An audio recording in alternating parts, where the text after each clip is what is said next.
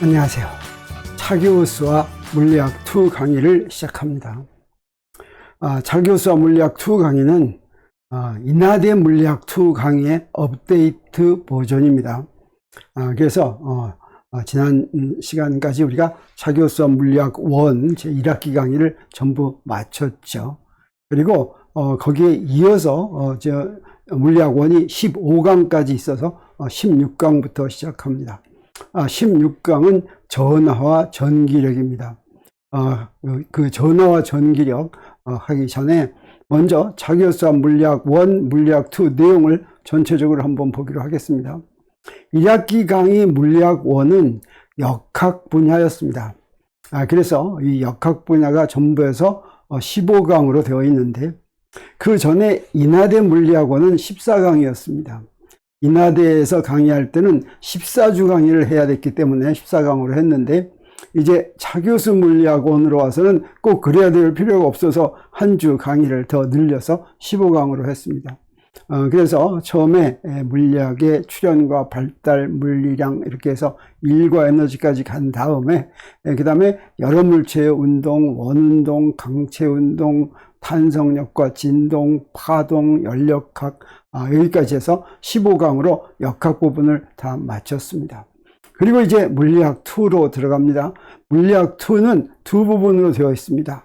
하나는 전자기학이고 이 전자기학을 8시간에 걸쳐 8강에 걸쳐서 합니다. 그래서 전하와 전기력, 전위와 전기에너지, 전류와 전기회로, 전류와 자기력, 전자기 유도, 교류와 교류회로, 맥스웰 방정식과 전자기파, 그리고 이 광학까지 이 전자기학에 포함을 시킵니다.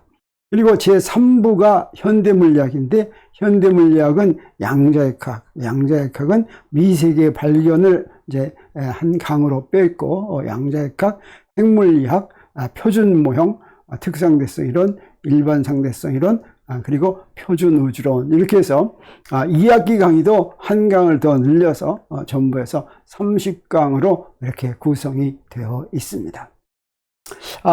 우리 물리학1과 물리학2 교재가 무엇이었냐면 대학기초 물리학이라고 하는 것이었죠. 이게 인하대학교의 윤진희 교수와 내가 쓴 책인데 이 대학기초 물리학과 이 대학기초 물리학에는 연습 문제가 있는데 그 연습 문제 풀이도 이렇게 이제 준비되어 있습니다. 대학기초 물리학의 종이책은 더 이상 발행되지 않습니다. 그리고 대학기초 물리학의 PDF 버전이 그 파일로 된 것이 공개되어 있습니다. 그래서 교재는 바로 이 주소로 가면 여러분이 내려받을 수가 있고 그 다음에 문제풀이는 이 주소로 가면 바로 내려받을 수가 있습니다. 그래서 이렇게 교재와 연습 문제풀이를 내려받아서 공부할 수 있기를 바라겠습니다. 그러면 전하와 전기력 시작하기로 하겠습니다. 전하와 전기력 16강 전하와 전기력의 첫 번째 시간은 쿨롱 법칙입니다. 쿨롱 법칙은 바로 전하와 전하 사이의 전기력에 대한 법칙이죠. 이 차교수 물리학1과 물리학2 강의 전체 내용을 보면 어떻게 되어 있냐면 아까 쭉 있는 그 과목을 정리를 하면 이렇습니다. 뉴턴역학이 있고 그 다음에 맥스웰의 전자기학이 있고 그 다음에 하이젠베르크와 슈레딩거의 양자역학이 있고 아인슈타인의 특상대성 이론이 있고 아인슈타인의 일반상대성 이론이 있습니다. 이 뉴턴역학 전체, 뉴턴역학은 바로 거시세계의 운동 법칙이었죠. 이것을 한 학기에 걸쳐서 했습니다. 그래서 1학기 동안 쭉 한 것이 바로 이 뉴턴역학에 나오는 내용이다. 이렇게 해도 과언이 아닙니다. 그리고 지금부터 반학기 동안에 할 게 바로 뭐냐면 전자기학인데 전자기학은 전기력이라는 상호작용에 대한 분야입니다. 그래서 이 전기력이라는 상호작용을 이해하는데 반학기에서 8주 동안 공부를 합니다. 그리고 나머지 현대물리학이 양자역학과 상대성 이론인데 양자역학, 하이젠베르크와 슈레딩거의 양자역학 이건 바로 미세계 운동 법칙이죠. 미세계 운동 법칙은 이란 원자 내부 세계 운동 법칙을 말합니다. 그걸 반반학기 4분의 1학기 동안 공부를 하게 됩니다. 그리고 특상대성 이론은 바로 공간과 시간에 대해서 공부하는 것이죠. 그리고 일반 상대성 이론은 바로 중력 이론이라고 하는 것인데 이 두 상대성 이론을 합해서 또 4분의 1학기 동안 이렇게 공부하기로 하겠습니다. 그래서 지금 하는 것은 바로 이 전기력에 대한 내용이죠. 이 전기력은 사실 우리가 1학기 때 배웠습니다. 1학기 때 뭘 배웠냐면 힘이란 우리 이 두 물체가 두 물체 사이에 작용하는 것이 힘인데 이 두 물체가 접촉하지 않고서도 각 물체가 가지고 있는 성질 때문에 작용하는 힘이 있었습니다. 그런 걸 무엇이라고 불렀냐면 기본힘이라고 불렀고 그 기본힘은 차교수 물리학 5강에 특히 5강의 지번째 지의 강의에 잘 설명이 되어 있고 거기 있는 내용들을 여기서 다시 한번 소개하는 것입니다. 그러면 이 기본힘에는 전부 다 해서 4가지가 있었죠. 무엇이었냐면 만유인력이 있었고 강력과 양력이 있었고 전기력이 있었습니다. 만유인력 작용하는 그 원인이 바로 무엇입니까? 질량이죠. 그래서 이 만유인력은 2가지로 표시합니다. 하나는 우리가 간단하게 mg 이렇게 표시하는데 똑같은 만유인력인데 이것은 지상의 물체에 작용하는 중력 우리가 이렇게 얘기하고 지구의 질량과 물체의 질량 사이의 이제 만유인력이죠. 이건 근사적으로 그 물체와 물체 사이의 거리의 제곱의 반비례하는 것이 이제 만유인력인데 이 물체와 물체 사이의 거리가 거의 안 변한다고 생각하고 이렇게 일정하다고 놓은 것이죠. 그런데 예를 들어서 인공위성에 작용하는 만유인력은 이 거리가 변한다고 생각할 수가 있습니다. 그래서 이 만유인력의 형태를 그대로 쓴 거. 만유인력을 이렇게도 표현하고 이렇게도 표현하는데 이렇게 표현하는 것은 이 R이 안 변한다고 생각하고 여기서 G 곱하기 이 지구의 질량 나누기 지구의 반지름의 제곱 요걸 갖다가 GMR 나누기 R 제곱을 요 중력 가속도 G하고 같다고 이렇게 놓은 거 이게 바로 중력이었습니다. 그리고 강력과 양력은 어땠습니까? 원자 핵 내부에서만 활동하는 짧은 거리 힘입니다. 짧은 거리 힘이란 두 물체 사이의 거리가 10의 마이너스 10승미터보다도 더 짧아야지만 작용하는 그런 힘이었죠. 그래서 우리 주위에서는 거의 나타나지 않는다라고 생각할 수가 있겠습니다. 근데 전기력은 어떠냐면 전하와 전하 사이에 작용하는 힘인데 만유인력보다 굉장히 세죠. 그래서 만유인력은 이렇게 2가지로만 표현하면 됐는데 이 전기력의 경우에는 굉장히 세기 때문에 이걸 구하는 것이 간단하지가 않았습니다. 그래서 만유인력에 대해서는 그냥 1시간 정도에 다 공부해 치우고 마는데 전기력은 반학기 동안 우리가 공부한다고 하는 것이죠.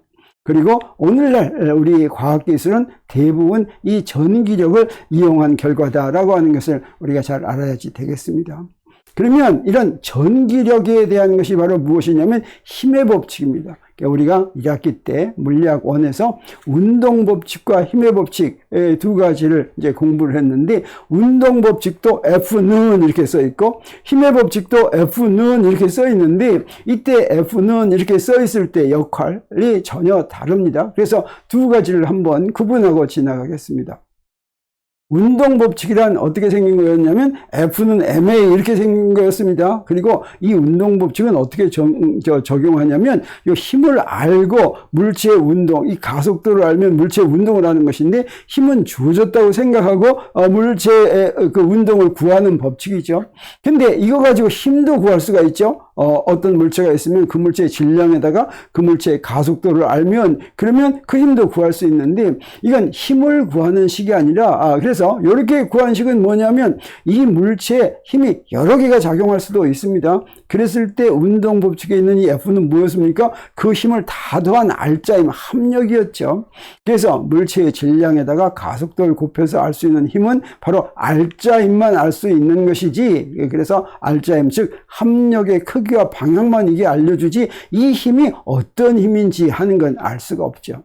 근데 힘의 법칙이란 뭐냐면 힘이란 두 물체가 서로 상호작용하는 정도를 알려주는 것인데 어떤 상호작용에 의해서 이 힘이 작용하느냐 하는 걸 하나씩 알려주는 것이죠. 그래서 힘의 종류마다 힘의 법칙이 다 따로 있습니다. 그래서 두 물체 사이의 상호작용이 어떻게 결정되는지 정해지는 법칙이고 힘마다 그 힘을 결정하는 힘의 법칙이 있고 예를 들어서 만유인력 법칙, 쿨롱 법칙, 후크 법칙 이런 것들이 힘의 법칙입니다. 만일력 법칙은 만일력을 정해주는 것이고 쿨롱 법칙은 전기력을 정해주는 것이고 후크 법칙은 탄성력을 정해주는 것이었죠. 근데 만일력 법칙과 쿨롱 법칙이 굉장히 비슷하게 생겼습니다. 그래서 먼저 우리가 잘 아는 만일력 법칙을 먼저 보겠습니다. 뉴턴의 만일력 법칙, 이건 우리 이미 지난 물리학 1 5강에서 공부한 것이죠. 뉴턴의 만일력 법칙은 최초로 발견된 기본힘이었습니다.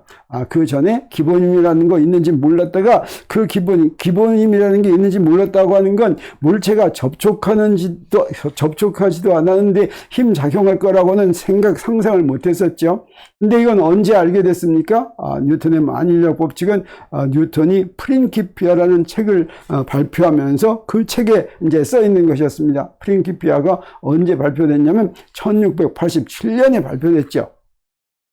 그리고 이 뉴턴의 만일력 법칙은 어떻게 해서 알게 됐냐면 바로 케플러 법칙이 나왔는데, 케플러 법칙이 바로 무엇이었습니까?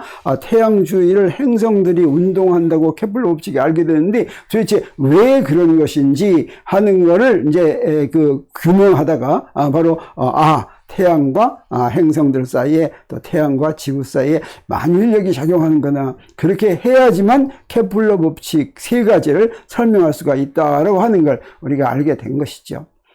그래서 그 케플러 법칙을 보고서 케플러 법칙 3가지가 바로 뭐였습니까? 첫 번째는 태양 주위를 행성들이 타원 궤도를 돈다라고 하는 것이었고, 그 전에는 어떻게 설명했습니까? 그 전에는 별들의 세계는 신들의 세상이어서 완전한 운동을 하기 위해서 태양 주위를 별들이, 행성을 포함해서 모든 별들이 완전한 원을 그리면서 돈다고 굳게 믿고 있었을 때였죠. 그런데 이제 브라하이가 측정한 자료에 의하니까 그 행성들이 타원 궤도를 도는 게 확실했습니다. 이걸 설명할 수가 없었죠. 자, 이걸 설명하려고 제안하는 것이 바로 뉴턴의 만일력 법칙이었습니다. 뉴턴의 만일력 법칙의 특징은 뭐냐면 두 물체가 있는데, 모든 물체는 만일력이 작용하고 그 두 물체의 질량이라는 성질의 곱에 비례하고, 그 힘이 또 하나는 두 물체 사이의 거리의 제곱에 반비례한다라고 하는 게 만일력의 특징이었습니다. 근데 두 물체 사이의 거리의 제곱에 반비례한다고 하는 걸 어디서부터 알았냐면, 케플러 법칙을 설명하려면 케플러 법칙 첫 번째로 태양 주위를 타원 궤도를 돈다. 그리고 이제 태양이 한 초점에 이제 타원의 한 초점에 태양이 있으면 행성은 태양에서부터 멀 수도 있고 가까울 수도 있죠. 멀면 좀 천천히 가고 가까우면 좀 빨리 간다. 이게 바로 두 번째 법칙, 속도 법칙이었습니다. 면적 속도 법칙이었죠. 그리고 행성들이 여러 개가 있는데, 태양에서 멀면 멀수록 한 바퀴 도는 1년이 훨씬 더 길어졌죠. 이게 이제 제3법칙인데, 이 3가지를 다 설명하려면 거리의 제곱에 반비례하는 만일력이 있어야지만 됐다고 하는 것이죠. 근데 이걸 직접 측정을 해서 거리의 제곱에 반비례한다는 걸 밝힌 사람도 있습니다. 이게 이제 어려운 게 뭐냐면, 만일력은 굉장히 약한 힘이어서 지상에 있는 물체와 물체 사이의 만일력 구하기는 굉장히 어려웠죠. 근데 그걸 한 사람이 바로 누구냐면 캐번디시라고 하는 사람이었습니다. 1797년에, 96년에 바로 이런 비틀림 진자를 이용을 해가지고, 여기에 이제 금속구를 놔두고 금속구 2개가 이렇게 있는데, 이 금속구가 눈곱만큼이라도 움직이면 여기에 거울이 있는데, 이 거울에다가 멀리서 빛을 쬐어줍니다. 그러면 이 거울이 조금이라도 움직이면 그 빛이 이제 저 멀리서는 어느 정도 이동하는 것이죠. 이걸 가지고 이제 그 거리의 제곱에 반비례한다고 하는 그런 결론을 여기서부터 구했는데, 그랬더니 이 만일력은 바로 어떤 힘이었냐면, 이렇게 태양 주위를 행성들이 요 안에서 타원 궤도를 돌면서 태양계를 구성하게 하는 그런 힘이다라고 하는 걸 알게 된 것이죠. 그러면 이 캐번디시는 어떤 사람인지 보겠습니다. 캐번디시는 이렇게 잘생긴 사람이었어요. 그래서 1731년에 태어나서 1810년에 죽은 사람인데, 뉴턴하고 비교하면 뉴턴이 언제 태어나냐면 1643년에 태어나서 1727년에 사망했습니다. 그러니까 어떻습니까? 뉴턴이 죽고 나서 4년 있다가 캐번디시가 태어났죠. 그래서 뉴턴의 그 역할, 뉴턴이 새로운 물리학을 시작한 것에 대한 역할을 잘 알고 있던 그런 사람이라고 할 수가 있습니다. 캐번디시는 저명한 귀족 가문에서 태어났습니다. 프랑스에서 출생을 했는데, 처음에는 케임브리지 대학에 들어갔어요.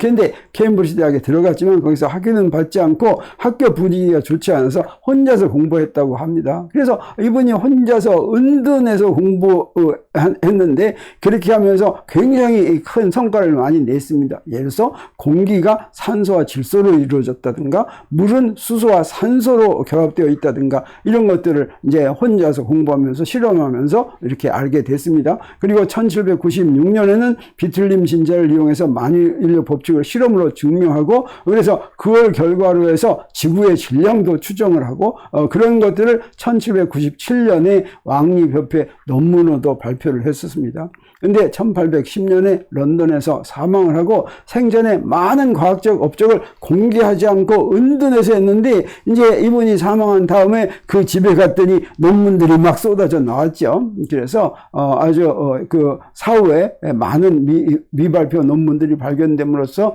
이 사람이 얼마나 많은 업적을 남겼나 하는 걸 이제 알았습니다. 근데 우리가 이제 흔히 들은 이 캐번디시를 어디서도 듣냐면 영국의 케임브리지 대학의 물리학과 물리실험연구소가 캐번디시 연구소입니다. 그리고 이 캐번디시 연구소 출신들은 노벨상을 굉장히 많이 받았죠. 27명인가 이렇게 노벨 물리학상과 노벨 화학상을 받았습니다. 그 캐번디시 연구소가 바로 캐번디시라는 이름이 이 캐번디시를 이제 기념하기 위해서 만들어졌는데 누가 바로 그 캐번디시 연구소를 만들 돈을 후원을 했냐면 이 캐번디시의 먼 친척이었습니다. 7대 더번셔 공작 캐번디시가 이제 이 헨리 캐번디시를 기념하기 위해서 이 실험실을 만들려고 이제 돈을 기부를 했습니다. 상당히 많은 돈을 기부를 해가지고 이제 헨리 캐번디시를 이제 기념하는 그런 연구소가 설립됐다고 하는 것이죠. 그러면 전기력의 경우는 어떻게 되는지 보겠습니다. 아까 기본임이 전부에서 몇 가지가 있다고 했습니까? 4가지가 있다고 했죠. 그래서 기본임 중에서 두 번째로 발견된 기본임이 바로 쿨롱 법칙입니다. 이 쿨롱 법칙은 누가 발견했냐면 쿨롱이 발견을 했습니다. 언제 발표했냐면 1785년에 발견해서 발표를 했죠. 그러면 어떻습니까? 만유인력이 만들어지고 나서 근 100년, 98년 뒤에 이렇게 됐죠. 그래서 쿨롱은 전기력도 만유인력처럼 거리의 제곱에 반비례할 걸로 예상하고 그 캐번디시가 한 것 같은 비틀림 저울을 이용해서 직접 측정을 했는데 이 전기력을 측정하는 것은 만유인력 측정하는 것보다는 훨씬 더 쉬웠습니다. 왜 그러냐면 전기력은 만유인력보다 굉장히 센 힘이기 때문이죠. 그래서 이렇게 작은 실험기구, 자, 이런 게 바로 비틀림 진자인데 이런 것들을 이용해서 이제 구할 수가 있었고 나중에 알고 보니까 이 전기력은 무엇을 만드는 원인이냐면 바로 원자를 만드는 원인이었죠. 아까 만유인력은 뭐였습니까? 태양계를 만드는 원인입니다. 그래서 하늘에 있는 별들 주위에는 전부 다 행성들이 도는데 바로 별들마다 주위에 행성들을 이렇게 데리고 있는 이것은 만유인력 때문이라고 한다면 그러면 원자 속에는 원자핵이 있고 주위에 전자들이 이제 분포되어 있죠. 자, 이렇게 원자핵 주위에 전자를 분포하게 만드는 그 상호작용, 그 힘이 바로 전기력이다. 이렇게 얘기할 수가 있겠습니다. 그러면 쿨롱은 어떤 사람인지 한번 돌아보기로 하겠습니다. 쿨롱은 프랑스 사람이죠. 프랑스 사람이고 1736년에 태어났으니까 어떻습니까? 캐번디시가 태어나고 나서 한 30년 있다 태어난 그런 사람이죠. 프랑스의 알굴렘의 부유한 집안에서 출생을 했습니다. 그런데 그 아버지가 사업에서 실패하고 남은 재산을 가지고 도박을 해가지고 또 실패해가지고 그 다음에 가정이 경제적으로 굉장히 어려워져서 그런 어려움을 겪고 있을 때 그 당시에 프랑스에서는 아주 우수한 학생들만 갈 수 있는 군사 공병학교에 갔습니다. 여기에 과학에 취미 있는 사람들은 여기를 갔어요. 그래서 공병장교로 임관이 되고 졸업한 다음에는 서인도에 있는 섬에서 요새 건설을 하는 그런 공병 업무를 수행을 했는데 그때 좀 몸이 많이 아팠다고 합니다. 그래서 1719년에 파리로 귀국해가지고 그 다음에 이제 토목공학 분야를 시작으로 연구를 시작했는데 이 쿨롱도 수학에 굉장히 재능이 있었고 과학 여러 분야에 재능이 있어서 여러 가지 실험을 했습니다. 특히 우리가 역학 공부를 할 때 어떤 게 있었냐면 마찰력, 면과 면 사이의 마찰력은 어떻습니까? 수직항력에만 비례하고 그 비례 상수가 마찰 개수죠. 그리고 면과 면 접촉하는 넓이에는 비례하지 않는다. 상관이 없다.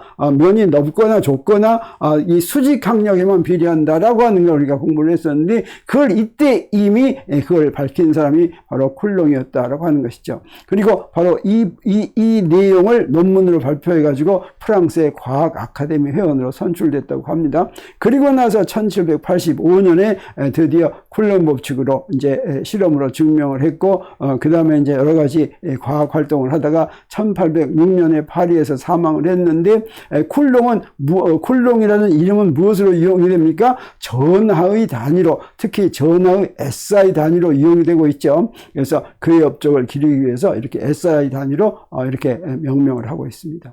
그러면 실제로 이제 법칙을 볼 것 같으면, 우리는 이거 1학기 때도 봤지만 뉴턴의 만일력 법칙하고 아주 쿨롱 법칙이 아주 똑같이 생겼습니다. 뉴턴의 만일력 법칙을 보면 간단하게 쓸 때는 이렇게 쓰는데, 이건 바로 무엇입니까? 거리의 제곱에 반비례하고 두 질량이 곱에 비례하는데, 여기 있는 마이너스 부호는 바로 인력이다, 항상 인력이다 라고 하는 걸 표시하는 거죠. 이걸 제대로 표시하기 위해서는 우리 벡터를 이용을 하셔야 됩니다. 이 힘도 벡터량이니까. 그래서 여기 M1 M2가 이렇게 있다면, 이런 걸 계산하려면 이제 맨 먼저 뭘 해야 됩니까? 이렇게 기준계를 정해야지 되죠. 원점을 정하고 이렇게 한다는 거죠. 그래서 기준계의 원점에서부터 M1까지의 위치 벡터를 R1이라고 하고 M2까지를 R2라고 한다면, 그러면 그 힘은 어디에 작용하냐면 M1과 M2를 잇는 선상에서 이렇게 작용합니다. 만유인력은 항상 서로를 향하죠. 그래서 이렇게 작용하는 거. 이게 이제 만유인력이 되겠습니다. 그리고 이걸 이제 벡터로 표시하면 F12는, 이 F12를 어떻게 표시한다고 그랬습니까? 뭐라고 그랬습니까? 2가 1에 작용하는 힘이죠. 오른쪽에 있는 게 왼쪽에 작용하는 힘. 그건 우리가 이렇게 쓸 수가 있는데, 이때 요게 바로 뭐냐면 단위 벡터입니다. 이 단위 벡터는 어떻게 하는 겁니까? R2에서 R1을 향하는 벡터죠. 그래서 여기 R2인데 R2에서 R1을 향하는 벡터니까 저쪽으로 나가는 힘인데, 저 F12는 그 반대 방향이죠. 그래서 여기 마이너스가 있습니다. 그 마이너스가 바로 R1 빼기 R2의 반대 방향이다라고 하는 의미를 알려주고, 여기가 바로 인력이다라고 하는 의미를 알려주는 것이죠. 그래서 R1 빼기 R2는 자, 이런 방향을 하고 있고, 이건 바로 단위 벡터인데, 그때 우리 뭘 알 수가 있습니까? 요 마이너스가 바로 인력이다라고 하는 거 알 수 있고, 그 다음에 F2는 어떻게 돼요? 여기 1, 2를 다 바꿔 쓰기만 하면 되죠. 2, 1은 여기도 2, 1, 여기도 2, 1, 여기도 2, 1, 여기도 2, 1 이러면 됩니다. 그러면 2, 1은 R1에서 R2를 향하는 방향이니까 저 반대 방향인데, 요 이쪽 방향에 마이너스 붙었으니까 요 F2, 1 이렇게 됩니다. 그래서 M1이 M2에 작용하는 힘은 그 반대 방향 이렇게 된다라고 하는 걸 우리가 알 수가 있고, 이것도 마찬가지로 여기에 바로 단위 벡터가 되겠습니다. 단위 벡터인 건 뭡니까? R2 빼기 R1이라는 벡터를 R2 빼기 R1이라는 벡터의 크기로 나눴으니까 크기가 1이 되죠. 크기가 1이 되는 게 단위 벡터고, 그래서 크기는 우리가 1로 알고 있고, 요놈의 방향이 요 벡터의 방향을 나타내는, 단위 벡터는 어떤 벡터의 방향을 나타내는 거다, 이렇게 얘기할 수가 있겠습니다. 그래서 요 마이너스는 그 반대 방향이다라고 하는 것을 알려주죠. 그래서 거리의 제곱에 반비례하는 힘이 만유인력의 특징인데, 그러면 전기력에 대한 쿨롱 법칙을 보겠습니다. 전기력에 대한 쿨롱 법칙도 만유인력 법칙하고 비슷하게 써 있습니다. 근데 여기는 마이너스 부호가 없죠. 마이너스 부호가 없는데, 그 마이너스나 플러스 부호는 어디서 구하냐면 Q1과 Q2로 씁니다. 그래서 이 질량의 경우에는 다 똑같아서, 똑같은 것만 있으니까 다 똑같은 부호를 갖고 있는데, 전하는 두 가지 종류가 있죠. 두 가지 종류가 있을 때는 하나는 양전하, 하나는 음전하, 이렇게 표시하면 아주 편리합니다. 그래서 두 개가 둘 다 양전하면 플러스가 되겠죠. 곱하니까. 둘 다 음전하도 플러스가 되고, 하나는 양전하고 하나는 음전하면 마이너스가 되겠습니다. 그래서 둘 다 음전하거나 둘 다 양전하면 전체가 플러스가 됩니다. 그러면 청력이 되겠어요.